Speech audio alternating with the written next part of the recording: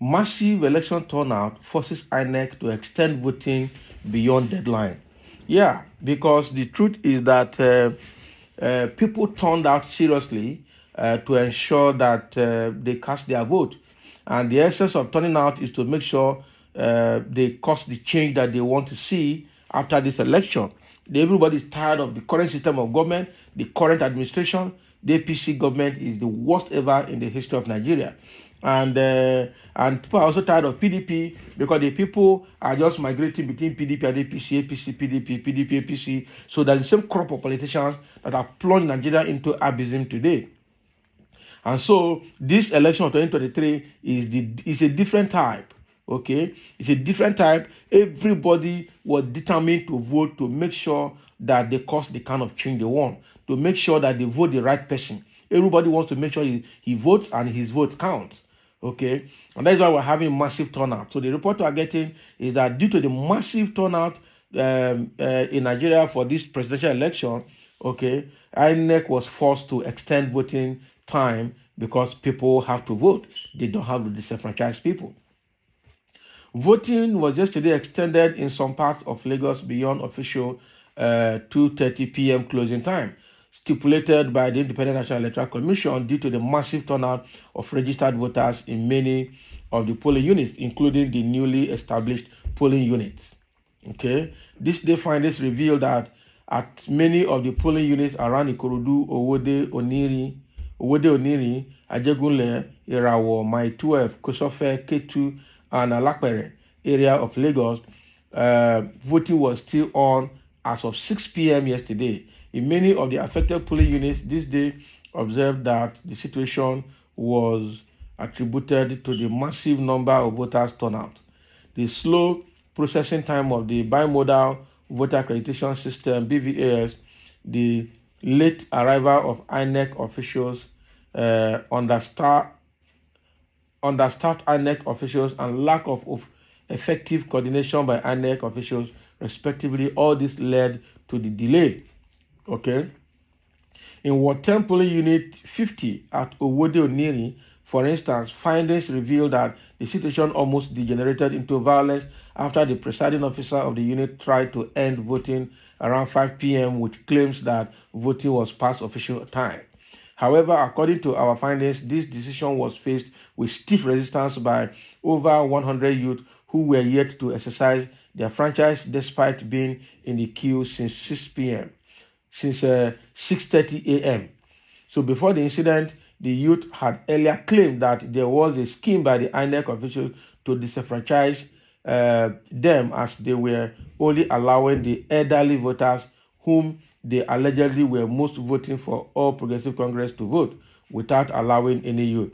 Speaking with This Day yesterday, one of the voters, Said Olamilekon, said since past 9 a.m. that they started the voting process, they were only allowing the elderly who were voting the APC to cast their vote. We, the youth, barely started voting before 2 p.m. deadline, and we have over 700 voters in this polling unit. The next thing the polling officer said, she was stopping voting when there were still over 100 people in the queue waiting to vote. Where is that done? It took the intervention of the ward supervising officer, who was called on the phone by the security personnel in the polling unit to restore law and order after instructing that the voting process must continue until the last man in the queue votes. That's a very good one. So elsewhere, there was no incident of violence recorded in polling units around the Korodu area of Lagos at the time this story was filed. This is a very good one. So, but I know that this did not happen only in Lagos. It did not happen only in Ikorodu. It happened in most places across the country. They voted beyond 2:30 p.m. that was stipulated by INEC as closing time because of massive turnout, because of delays of accreditation process, because of delay in arrival of INEC staff, because of delay in arrival of election materials, and because of INEC poor coordination, logistic coordination in some areas.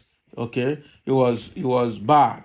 So all those factors led to late commencement of elections and voting process across the country. And some areas did not even see anything. Like in Alaba Market, they cried in the morning that nothing was happening. And later, when the election was to start, out of the 2 BVS machines that were supposed to come, only one came. Okay, so only one came, and so some people that their names were not on one of the BVS machines that came could not vote. And up till when the election time was closing, we didn't see any report that said the second BVS machine actually came. In some locations, thugs were snatching BVS machine. Okay, that was how bad it is in Lagos. I think also far, it must be Lagos and Kogi that recorded the highest amount of thuggery activities, and in Port Harcourt, River State. Okay, Lagos, Port Harcourt, and Kogi recorded high amount of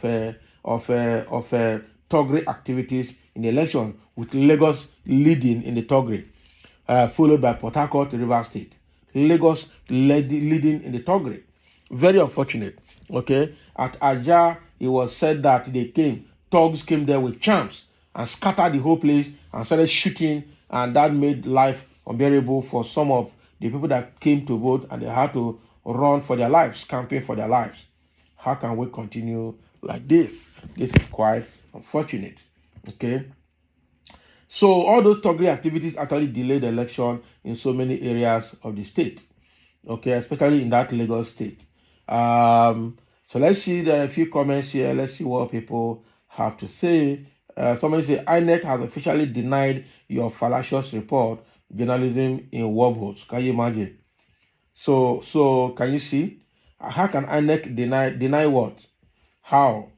Can someone send Inec number to me, please? I didn't cast my vote yesterday, and many people didn't as well, because the BVS shut down while the voting was still ongoing. The turnout was much, you see. So I think what I can put together from all of this report is that the Inec preparation is not adequate.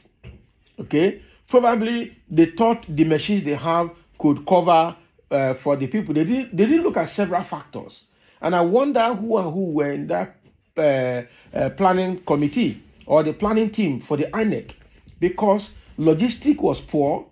BVS machine, several things went wrong. See, even the security logistics was also poor, because security agencies told us they have deployed their people to everywhere. Unfortunately, things happened as well that the security agents could not handle. Okay, so how were they prepared? How were they prepared? So I think the Inec system was overwhelmed. So it means that the lessons learned in this time around, that they need to scale up their system.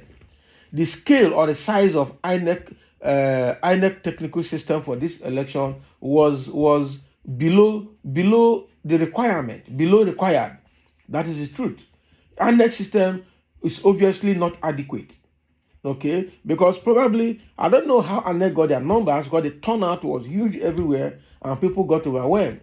Is it that the INEC staff, number of INEC staff was inadequate? BVS machine numbers were inadequate, and several things. Security coverage was also inadequate in so many areas. So INEC need to, after now, appraise the system, do system performance assessment, and come up with lessons learned so that they can improve on it going forward. Because a lot of things were flawed. A lot of things went wrong in this election. But let's see, now that results are still coming in, let's see how it will come. Thank you for listening. And these are part of the updates we are getting for this election.